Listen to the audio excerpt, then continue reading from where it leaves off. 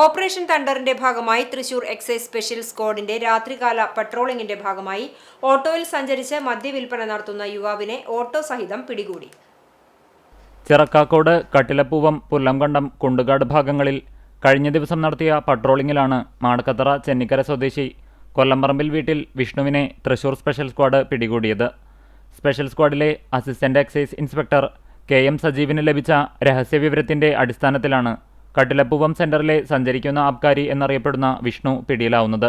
ചെന്നിക്കരയിൽ നിന്നും KL8 BN 860 എന്ന registration നമ്പറിലുള്ള Bajaj ഓട്ടോറിക്ഷയിലിരുന്ന് മദ്യവിൽപ്പന നടത്തുന്നതിനിടയിലാണ് ഇയാൾ അറസ്റ്റിലായത്. പ്രതിയിൽ നിന്നും 6 കുപ്പി മദ്യവും മദ്യം വിൽപ്പന നടത്തി ലഭിച്ച 1500 രൂപയും ഓട്ടോറിക്ഷയും പിടിച്ചെടുത്തു. പ്രൈവറ്റ് ബസ്സിൽ കണ്ടക്ടറായും ക്ലീനറായും ജോലി ചെയ്തിരുന്ന പ്രതി സ്വകാര്യ ബസ് വ്യവസായം പ്രതിസന്ധിയിലായതോടെയാണ് കൂടുതൽ തുക കണ്ടെത്താൻ മദ്യവിൽപ്പന ആരംഭിച്ചത്.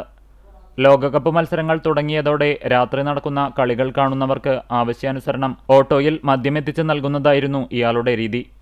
കോടതിയിൽ ഹാജരാക്കിയ പ്രതിയെ റിമാൻഡ് ചെയ്തു.